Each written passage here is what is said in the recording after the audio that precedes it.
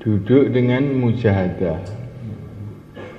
Duduk itu aja duduk mengikuti nafsu, duduk senden dengan ngontak-ngantuk kayak kepalanya kabutan. Ada duduk mujahadah. Nah, kalau duduk mujahadah itu mendatangkan hidayah. Dalam mujahadah ada hidayah. Dalam mengikuti nafsu ada kesesatan. Waman adallu mimman ittaba'a hawahu. Siapakah yang lebih sesat melebihi orang yang mengikuti maunya sendiri. Duduk mujahadah, duduk tawajuh, tidak bersandar. Kalau kuat iftiros, kepala diangkat. Ini coba itu kepala.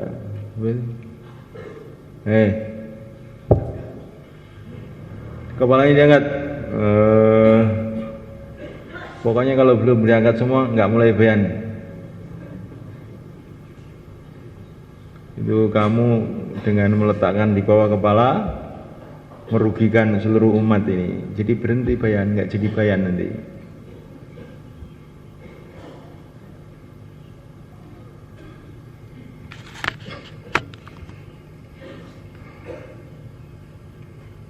Jadi kita biasakan diri, apa mau kita tentang. Nanti itu barokah. Karena namanya nafsu manusia itu ingin yang buruk-buruk. Kalau kita punya prinsip tentang nafsu, nanti jadi dapat hidayah. Wa khalifin nafsa wasyaitana wa'sihima wa inhuma mahadakan nasha fattahimi. Selawatan malam kembali ini kan lagi. Burdah.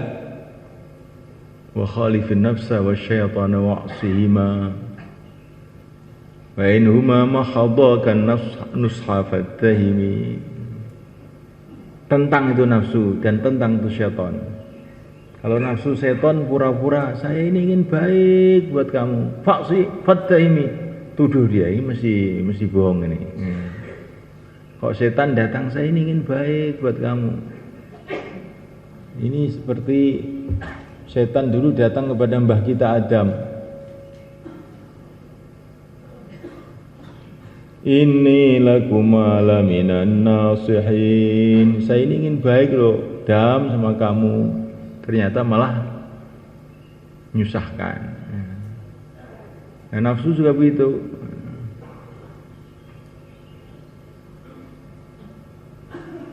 Kita ini dibikin mengikuti nafsu, suruh tidur, suruh enak-enakan. Akhirnya bukan senang, tapi akhirnya malah sengsara. Di pesantren sudah kamu tenang-tenang aja, banyak tidurlah kamu. Akhirnya 10 tahun di pesantren nggak dapat ilmu. Keluar 40 hari setan datang. 40 hari itu lama loh, itu 40 hari itu kamu relax-relax saja. Apalagi waktu bayan hidayat ini, tidurlah kamu. Supaya waktu itu cepat berlalu, perbanyak tidur, perbanyak ngobrol, sehingga 40 hari pulang imannya nggak naik, wancat saja. Ini namanya syaitan. Tapi kita tentang syaitan itu, kita tentang nafsu itu. Ada seorang wali mulai kan, ini cerita penting ini. Wali ini punya keramat. Keramatnya apa? Kalau manggil binatang-binatang tuh semua itu datang. Burung-burung, datang sini, langsung datang. Pokoknya binatang-binatang, apalagi manusia, dipanggil dia, datang. Nah, satu hari itu dia manggil-manggil burung itu nggak ada yang mau datang. Pasilanya nggak dapat. Nah, manggil burung itu nggak datang. Maka dia ini heran.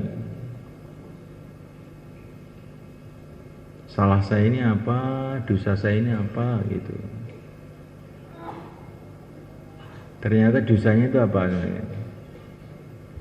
Dosanya itu dia makan dengan nafsu.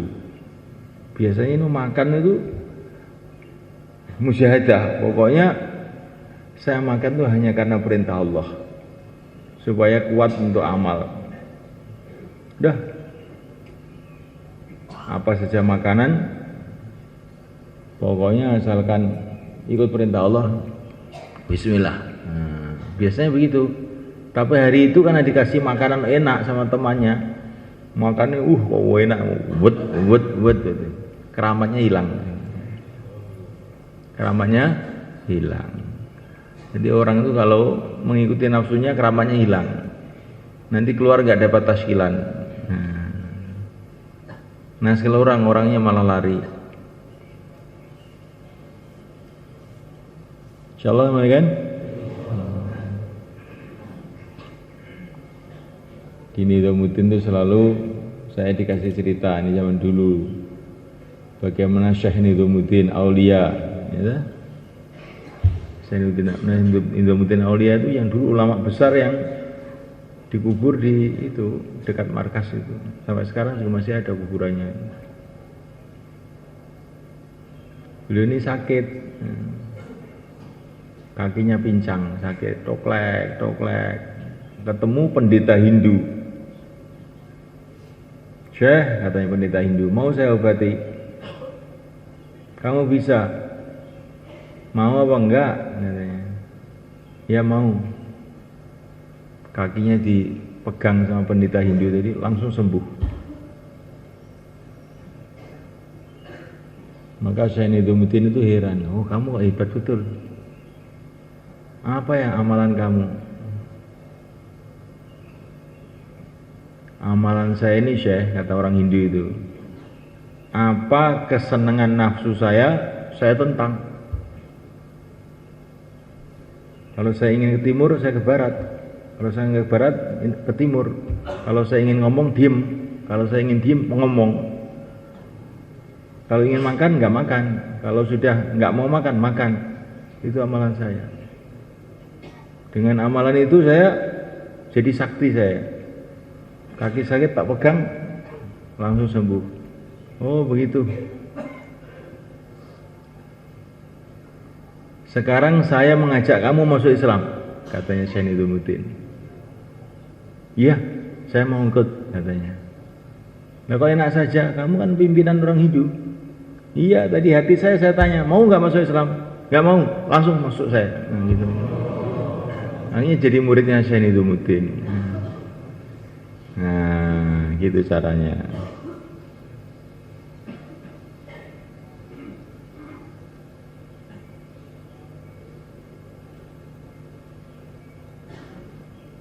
Insyaallah kan. Dan ini anehnya itu ada cerita seperti ini diceritakan oleh Al-Tha'labi dalam Qashasun Nabiyyin. Cerita di Mesir serupa ini. Di Mesir itu ada pendeta Nasrani kalau ini. Masya Allah, pendeta Nasrani ini banyak punya kelebihan. Termasuk yaitu manggil-manggil burung, apa-apa pada datang. Sehingga banyak orang Islam yang merasa takjub. Akhirnya ada satu ulama di Risau. Ini orang Kristen ini bisa mempengaruhi orang Islam ini. Akan saya datangi, saya ajak masuk Islam. Kalau nggak mau, saya bunuh saja ini orang, biar nggak jadi fitnah ini orang.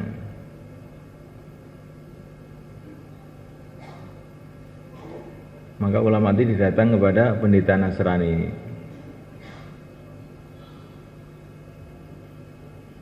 Maka ulama tadi langsung bilang, saya ngajak kamu masuk Islam. Pikiran orang ulama tadi, pokoknya kalau nggak mau, gitu. Saya ngajak kamu masuk Islam. Nah orang Nasrani tadi lu semua kan, langsung, iya saya siap masuk Islam. Kamu ini beneran apa tidak? Katanya orang Islam ini. Masa diajak masuk Islam nggak dikasih tahu apa-apa tentang Islam, langsung, iya siap. Kamu ini bohongi saya. Bukan bohongi, betul saya masuk Islam. Apa dasarnya? Dasarnya itu saya tanya hati saya, mau nggak masuk Islam? Hati saya bilang tidak, katanya. Langsung tak tentang nafsu saya. Karena saya ini punya amalan menentang nafsu. Pokoknya apa yang berat untuk nafsu saya kerjakan. Maka saya tanya hati saya, kok berat? Sudah masuk Islam saja. Bagaimana kalau ini kita jadikan amalan kita juga? Siapa yang mau pulang, berangkat. Yang mau wasi-wasi itu. Lah sudah ditasil 40 hari bagaimana? Kamu pulang seneng apa berat? Nah, seneng Pak, keluar lagi. Nanti kamu jadi sakti kamu. Tapi kalau kenapa kok pulang? Ya, memang saya sudah kangen rumah Pak, sudah setahun saya ini meninggalkan rumah. Oh bagus, tapi kamu tidak sakti kamu biasa, ya, biasa. Kalau ingin sakti seperti Maulana Umar, setelah keluar setahun disuruh pulang sama Maulana Yusuf, putus musyawarah, kamu pulang tuh nangis. Bagaimana kok saya suruh pulang, umat kayak begini? Pulang, kata Maulana Yusuf. Putus musyawarah, pulang. Akhirnya sakti itu, emang nggak mau pulang sebetulnya itu. Akhirnya di mana-mana jadi asub bidayah. Ini kalau cerita ya enak insya Allah ya. Jadi kalau amalkan bagaimana? Kalau amalkan bagaimana? Lebih enak. Kamu jadi sakti ya. Kalau kamu tidak mau ngamalkan, kamu jadi orang biasa, karungan, ombyoan, karkun biasa. Kalau sudah suruh pulang kok nangis, wah ini karkun sakti ini. Bagaimana semuanya? Jadi kita keluar ini bukan hanya 4 bulan, 40 harinya itu. Kalau 4 bulan, 40 hari itu memang sudah insya Allah sudah berangkat memang. Tapi bagaimana timbul perubahan dalam hati? Suka menentang nafsu. Karena pengalaman orang-orang dulu itu, apa yang berat itu setelah itu datang nusratullah. Para sahabat diajak ke Badar nih, Masya Allah berat. Wa inna fariqam minal mu'minina lakarihun yujadilunaka bil haqqi ba'dama tabayyana lahu. Akhir ayat. Gimana sob itu? Coba ayatnya. Siapa yang hafal? Ini enggak ada Syakir sih masalahnya. Ini sudah pikirnya 6 sifat saja, sudah ayat-ayat sudah lupa semua. Ya. Bagus. Ya. Ini banyak hafid Quran di ini sebetulnya. Jadi orang-orang ahli Badar itu ketika diajak berangkat itu sebagian itu berat itu rasanya. Ka'annama yusaquna ilal mauti wa hum yanzurun, rasanya itu mati rasanya. Dalam hati itu ini kita ini disuruh mati nih. Berat. Tapi justru ketika berat itu sampai di Badar datang pertolongan Allah yang luar biasa. 1000 malaikat Allah datangkan untuk membantu mereka. Jadi kita ini amalan itu jangan mengikuti selera, justru kita ini menolak selera kita. Insyaallah kan? Itu kita jadikan prinsip dalam setiap kerja kita.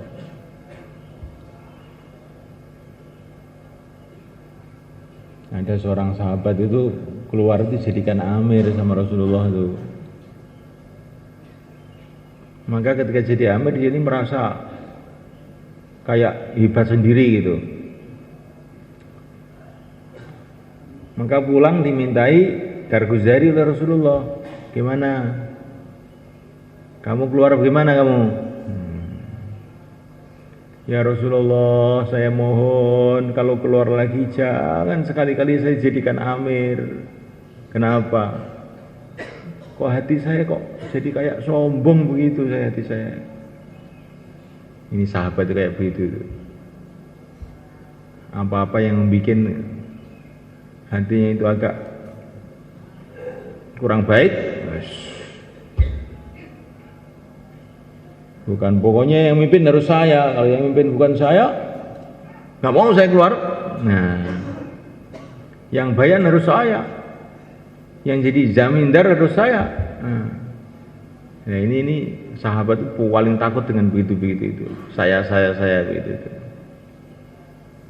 Khawatir masuk sifat kesombongan. Orang yang sombong tidak bisa masuk surga. Nah, berat kan ini. Jadi kita ini harus dakwah tapi dengan tawadhu. Orang itu lebih baik dari saya, orang itu lebih baik dari saya. Hati kita ini harus begitu.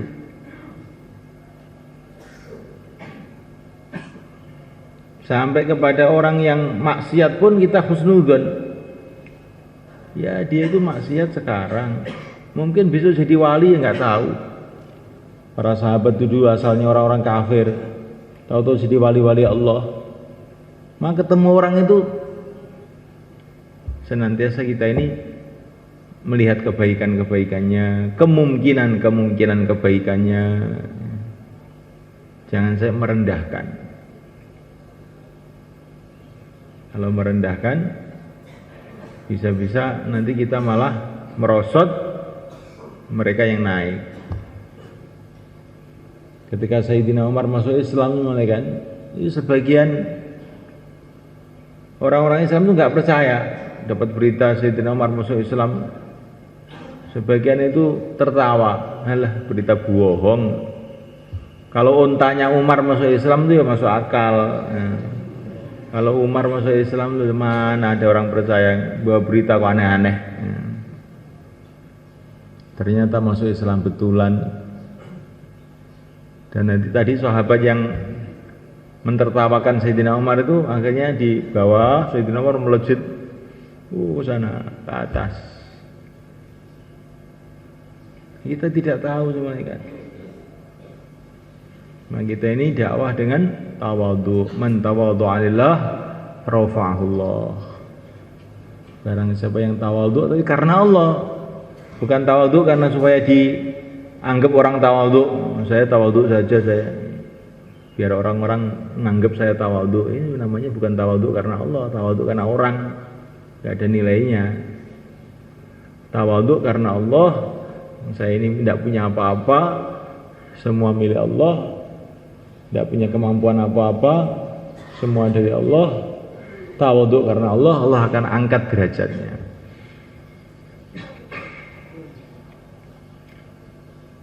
Dalam satu hadis dikatakan, kurang lebihnya Allah memandang hati manusia pada zaman Nabi Musa,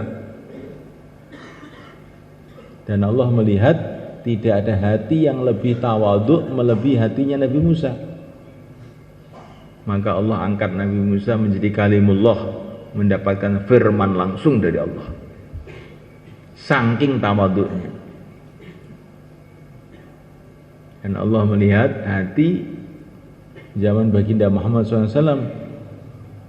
Allah tidak melihat hati yang lebih tawadhu melebihi hati yang mulia baginda Muhammad SAW. Maka Allah SWT pilih baginda Nabi menjadi kekasihnya, nabinya, rasulnya. Ya asbabnya itu begitu, maksudnya begitu. Ya memang sebelum lahir juga Rasulullah sudah dipilih oleh Allah. Tapi asbabnya itu, prosesnya itu begitu. Kemudian Allah melihat hati manusia setelah baginda Nabi. Maka Allah melihat tidak ada hati yang lebih baik melebihi hatinya para sahabat. Maka Allah memilih para sahabat untuk menemani nabinya. Maka kita ini juga begitu. Sekarang ini Allah melihat hati kita. Maka hati yang dipenuhi tawadhu, dipenuhi takut pada Allah, harap kepada Allah, cinta kepada Allah, dan itu nanti yang akan dipilih oleh Allah. Semoga Allah memilih kita semua. Maka ini kita keluar ini untuk perbaikan hati ini semuanya kan. Dan perbaikan hati itu dimulai daripada yakin. Kalau orang itu punya yakin kepada Allah, yang berkuasa hanya Allah, Allah melihat saya, Allah mendengar saya. Kalau orang itu punya yakin kepada Allah, otomatis timbul sifat-sifat hati yang baik. Timbul takut kepada Allah, timbul cinta kepada Allah, timbul tawakal, bergantung hanya kepada Allah. Nah kalau sudah begitu, macam-macam pertolongan Allah yang ghaib, yang tidak dikira-kira, seperti pertolongan Allah yang telah datang kepada para nabi, para rasul, para sahabat, akan datang kepada kehidupannya. Kalau hatinya sudah begini, kayak hatinya para sahabat, mendengar Allah sudah gemeter.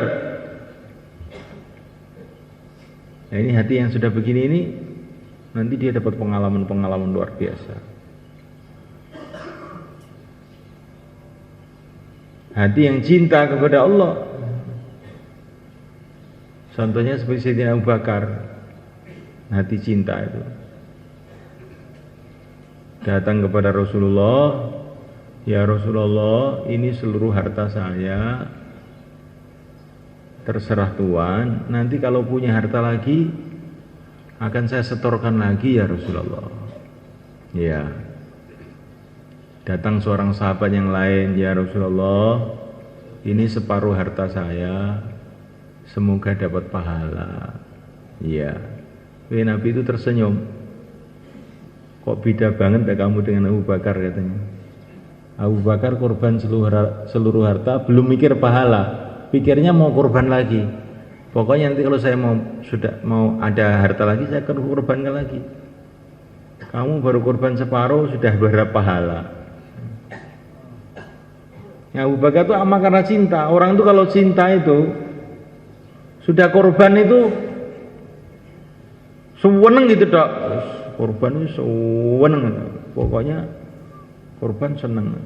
Nggak mikir itu hasilnya apa, itu nggak mikir. Pokoknya korban seneng. Itu Sayyidina Abu Bakar Siddiq radhiyallahu ta'ala yang dikatakan imannya tertinggi di kalangan umat ini. Bahkan bukan di kalangan umat, kalangan seluruh manusia selain para nabi, para rasul, maka Abu Bakar ini yang tertinggi imannya. Orang itu yang dipikir korbannya, senengannya korban. Kalau korban seneng, sampai itu belum terpikir pahala. Ini saya keluar 40 hari supaya bebas dari sifat munafik, bebas dari api neraka. Sudah 40 hari sudah khatam saya, maka pulang saya akan berhenti dari tabligh ini, kapok seumur hidup saya. Nah ini bukan sifatnya Abu Bakar. Sifatnya Abu Bakar itu korban.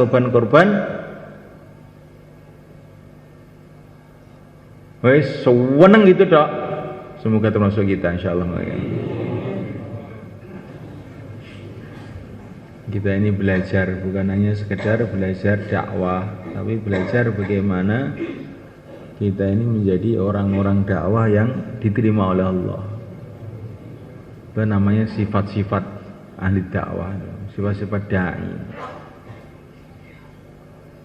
Sifat yang terpenting adalah yakin. Yakin kepada Allah, yakin kepada agama Allah, yakin kepada Rasulullah SAW, yakin kepada janji-janji Allah, sehingga senantiasa berharap pada Allah, takut sama Allah. Orang itu kalau yakin ada tandanya, tambah takut, tambah berharap, tandanya yakin. Maka dalam satu perjalanan, ini para sahabat ini, amirnya namanya Ala ibnul Hadrami. Ala ibnul Hadrami. Perjalanan di tengah-tengah padang pasir, malam-malam, naik kuda, naik unta.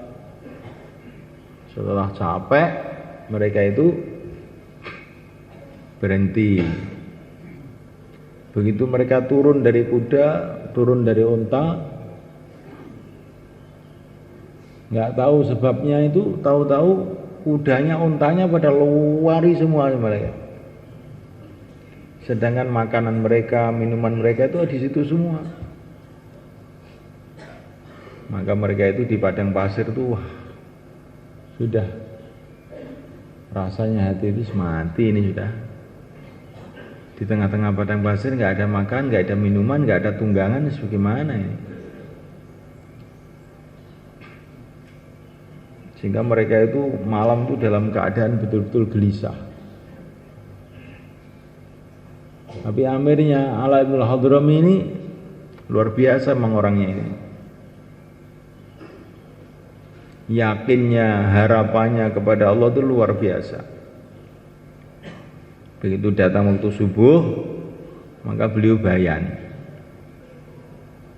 Bayannya bukan kayak kita, ewek sambil ngantuk begitu, enggak.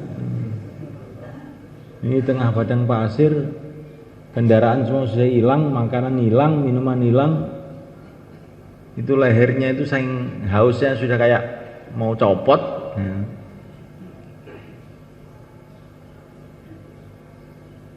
Subuh itu mereka kebanyakan pada tayamum yang sudah batal. Enggak ada air. Kemudian setelah selesai sholat subuh, Ala itu bayan. Bayannya pendek aja. Tapi pendeknya orang dalam keadaan mujahadah seperti itu, kesannya luar biasa. Bayannya begini, saudara-saudaraku, bukankah kamu ini orang-orang yang beriman kepada Allah? Benar, katanya pasukannya semua. Bukankah kamu ini fisabilillah, dalam membela agama Allah? Benar.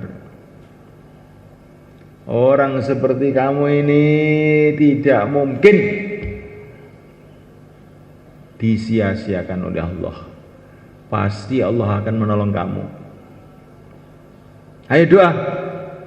Allahumma, Allahumma, Allahumma.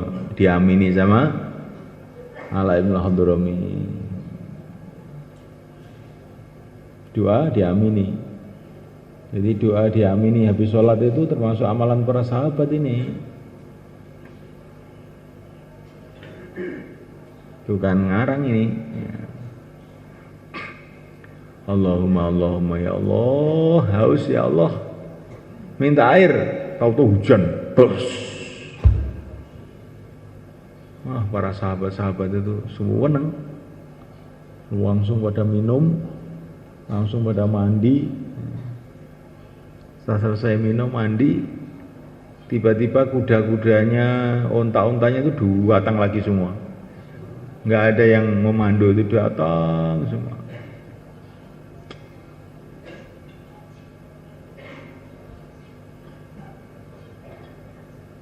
Orang dalam kesulitan berharap hanya kepada Allah. Kalau kita sekarang untuk bayan, kita harus berharap sama Allah. Ya itu mudah. Dalam kesulitan-kesulitan, asbab-asbab tidak ada. Orang sudah pada putus asa. Kok hati kita kepada Allah? Nah itu menurut pengalaman orang-orang dulu itu, Masya Allah. Pertolongan Allah itu langsung datang. Kayak Nabi Musa, depannya lautan, belakang pasukan Fir'aun. Semua temannya sudah pada ketakutan semua. Inna lamudrukun. Tapi Nabi Musa, kala, jangan terkesan dengan keadaan-keadaan ini. Inna ma'ya Rabbi, Tuhanku bersamaku.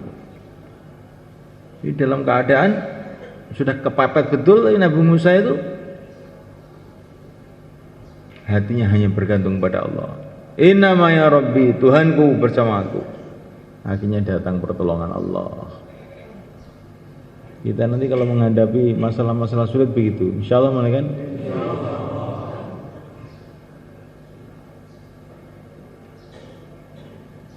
Setelah hati itu inna ma'ya rabbi, terus kemudian musyawarah. Apa yang harus kita buat? Apa keputusan musyawarah kita buat? Insyaallah nanti datang pertolongan Allah. Begitu insyaallah kan?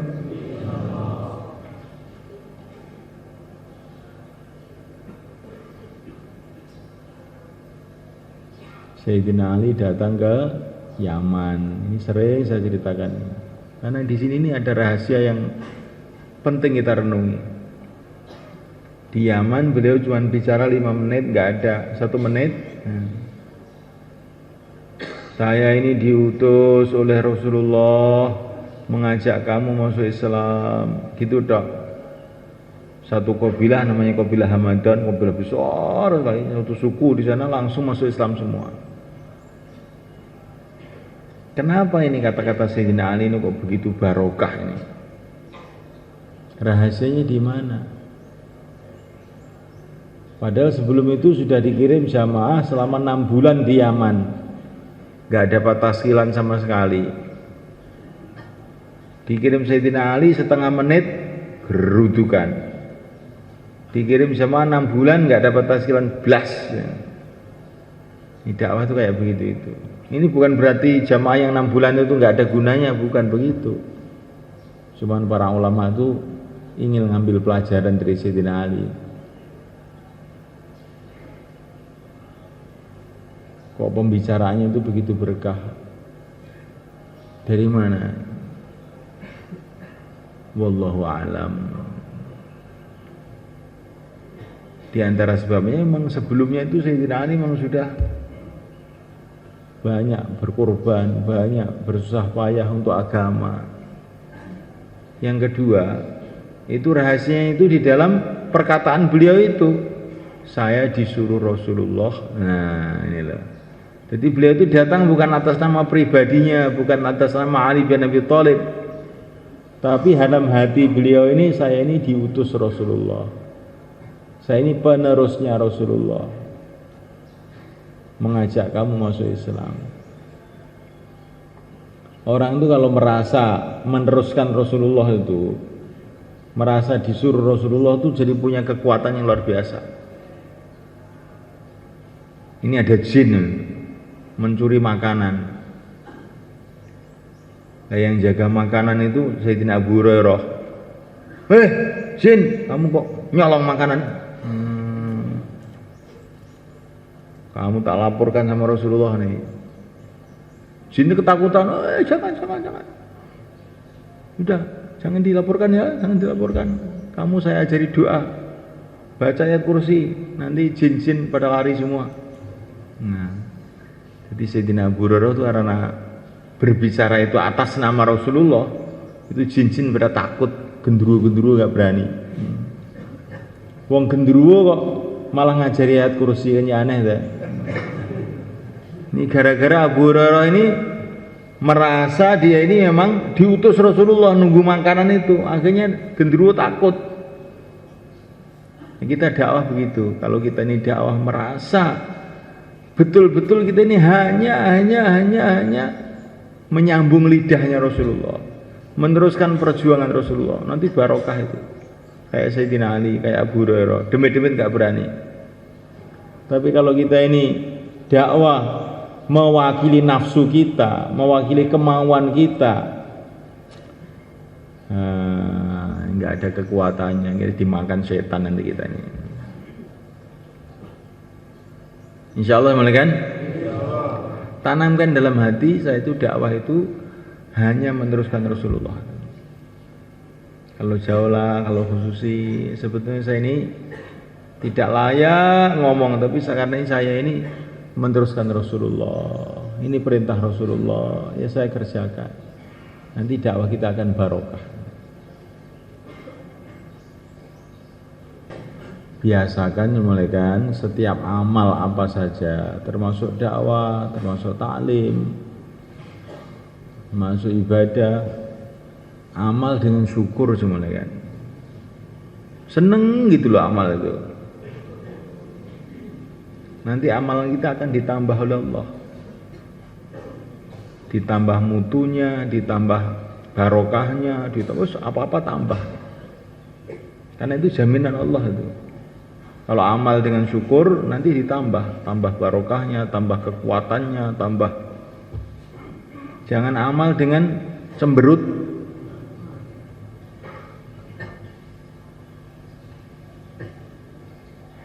Amal itu dengan sedih. Kalau nggak selesai itu 4 bulan ini. Menyesal saya ikut keluar ini. Kalau di rumah saya bisa makan ayam. Dan nanti akhirnya amal dengan cemberut itu namanya. Kita amal dengan syukur. Insyaallah boleh kan?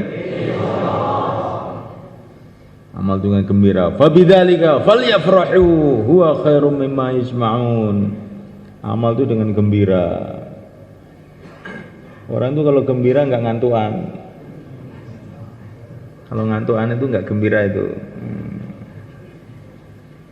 Ini perintah Allah, gembira dengan agama ini perintah Allah. Jadi kalau kamu enggak gembira itu dosa. Qul bi fadlillah wa bi rahmati fa bidzalika falyafrahu. Kamu harus gembira. Bukan gembiranya kalau kasih duit aja. Dikasih amal agama itu gembira, itu perintah Allah. Jadi kalau amal itu tidak senyum, gembira gitu, hari kita merasa dosa. Astagfirullah. Dikasih hadiah kayak gini besarnya oleh Allah, kok saya enggak gembira. Ini betul-betul enggak tahu diri namanya. Insyaallah boleh kan? Kalau amal sudah dengan syukur, akhirnya mudah sabar. Orang itu kalau syukur mudah sabar, betah akhirnya. Karena tahu amal ini amal besar, agama ini perkara besar, hanya syukur, setelah syukur menghadapi kesulitan apa-apa jadi sabar. Kalau syukur ditambah-tambah oleh Allah, tambah barokahnya, tambah kebaikannya. Kalau sabar, innallaha ma'as sabirin, senantiasa ditolong oleh Allah. Kalau sudah syukur, sabar, akhirnya mudah istiqomah. Kalau sudah istiqomah ini Masya Allah, pasti akhirnya datang pertolongan Allah dalam kehidupan kita di dunia dan di akhirat. Jadi mulainya dengan syukur, amal dengan syukur. Kalau sudah syukur jadinya mudah sabar, walaupun panas, dingin, sulit, sabar. Jadikan sabar itu setelah syukur, nanti enak itu. Kalau sabar tok nggak ada syukurnya, itu kayak kopi pahit tok nggak ada gulanya. Akhirnya kayak kebelet ngising, tahu kebelet ngising? Diempet lama-lama nggak tahan. Kalau sabar sama syukur kamu ramu jadi satu, itu seperti pahitnya minum obat. Minum obat, tapi kok terus seger. Oh, minum lagi. Sampai seger, minum lagi. Akhirnya senang. Jangan sabar dok, sabar diramu dengan syukur. Ada kopinya, ada gulanya, ada airnya, diminum jadi enak. Insyaallah mulai kan? Kalau amal dengan syukur, amal dengan sabar, akhirnya mudah istiqomah. Kalau istiqomah, innal ladzina qalu rabbuna Allah tsumma istaqamu fala khaufun 'alaihim wala hum yahzanun. Enggak usah khawatir, maksudnya pasti datang macam-macam kebaikan. Yang belum daftar, belum dapat jamaah, yang belum dapat jamaah dengan tersenyum caranya ya, enggak boleh cemberut ya. Syukur ke selatan semua.